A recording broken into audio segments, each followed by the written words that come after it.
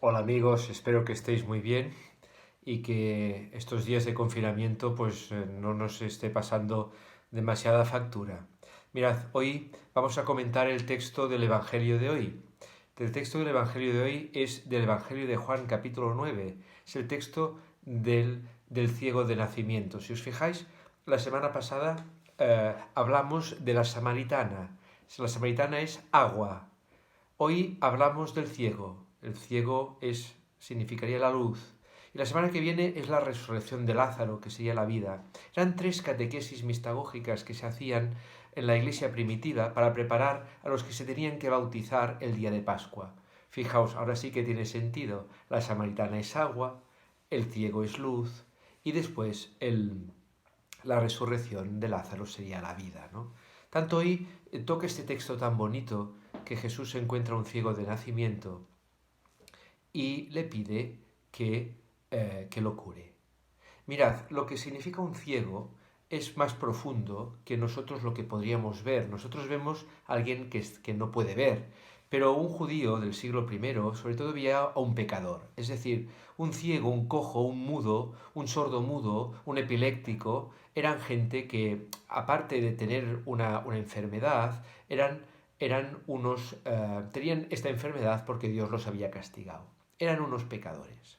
Y esto significa que además de enfermo, él tenía un estigma social. Es decir, este ciego de nacimiento era un pecador. Y no solamente él era un pecador o él o alguien de su familia. El pecado en Israel es hereditario. Por tanto, significa que es un pecador o él o alguien de su familia. Y por tanto, en el árbol genealógico de cada uno de nosotros, algún crápula debe haber, ¿no? Por tanto, pues mira, por tu culpa o por la culpa de los de tu familia, ¿no? Eh, por tanto, aquí detrás hay un estigma, ¿no? Es decir, tienes una etiqueta y tú no te puedes sacar la etiqueta nunca. Esto también lo hacemos nosotros 2000 años después. Es decir, no hay misericordia posible. La gente religiosa del momento de hace 2000 años le pusieron una etiqueta a ese ciego de nacimiento y nosotros hacemos lo mismo. No hay, cuando ponemos una etiqueta, no hay misericordia posible, no hay manera que se la saque. Es muy difícil que una persona pueda sacarse una etiqueta cuando tú la estás etiquetando, cuando la estás estigmatizando. Jesús no lo estigmatiza porque cuando le preguntan, oye, ¿quién ha pecado, él o sus padres? Y Jesús lo dice muy claro, no ha pecado ni él ni sus padres. Es decir, él es ciego para que Dios actúe.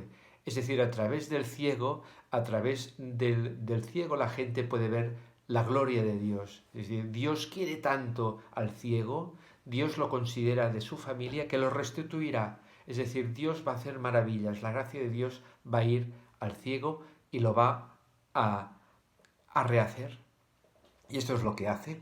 Coge el ciego y, si os fijáis, hace una pasta con un escupitajo de Jesús, ¿no? Esto va directamente al texto de Génesis 2, Génesis 2, 7, en el cual, si os acordáis, Dios cuando hace a Abraham, cuando hace, perdón, a Adán, quería decir, lo que hace es una pasta.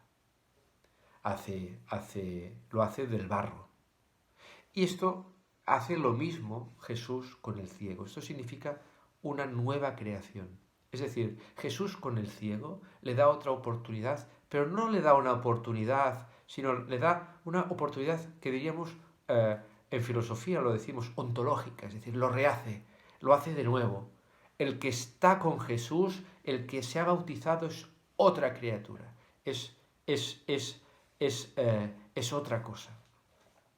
Pero el problema es que lo hace en sábado y por tanto viola el precepto del sábado, del reposo del sábado. Y aquí es donde se arma un poco la marimorena con los fariseos, ¿no? Es decir, hay un juicio y Jesús viola la ley y el ciego continúa siendo un pecador. Es decir, pero si, pero si ya ve, pero si está curado, pero si vuelve a ver, pero si Dios ha hecho maravillas con él, ¿por qué no te alegras? Es decir, ¿por qué la gente religiosa, por qué los fariseos no se alegran de la acción de Dios con el ciego? Es decir, ¿por qué a veces nosotros no nos alegramos de la acción de Dios que hace con las personas? ¿Por qué no nos alegramos de que las personas se conviertan, de que las personas tengan una nueva oportunidad?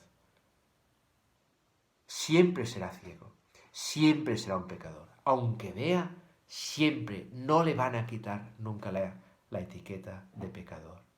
¿Quién es más ciego en este evangelio? ¿El ciego de nacimiento o los fariseos? Pues los fariseos, los fariseos. Es más ciego el que no ve más allá. Es más ciego el que no ve la misericordia de Dios. Es el más ciego el que no ve las maravillas que Dios hace con las personas. La ceguera es el orgullo. La ceguera es el no redimir a las personas. La ceguera es hacer la cruz para toda la vida. Esto es la ceguera. Lo que hoy tenemos que pedirle a Jesús es que nos vuelva a rehacer. Es decir, que haga este barro y nos rehaga, que nos haga una nueva creación, que seamos nuevos, que nos convirtamos, pero que Él nos ayude. Este es el mensaje de esta semana. Ojalá que nosotros dejemos a un lado el fariseísmo y nos convirtamos a la misericordia, a la bondad, a la paternidad de Dios. Acordaros que mañana a las 10 celebramos la Eucaristía en castellano y que durante toda la semana hemos estado haciendo una actividad que es llamar a la gente que sepáis que están solos y que nadie los llama o que viven o que están enfermos. Coged el teléfono, ahora que estamos confinados, coged el teléfono y llamadles. Y también rezad, porque nuestros monitores están haciendo una obra preciosa con los niños del Splay. Están haciendo Splay por internet todos los días, 3 horas.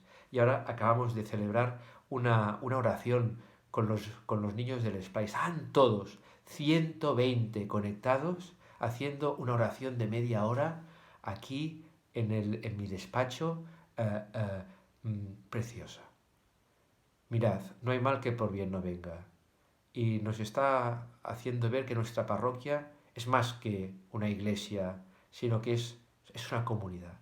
Y esto es muy importante, ser comunidad y ser gente que se quiera, ser familia.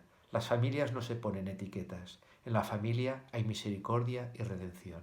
Pues hagamos esto, hagamos familia. Gracias, gracias por rezar, gracias por seguirnos y adelante.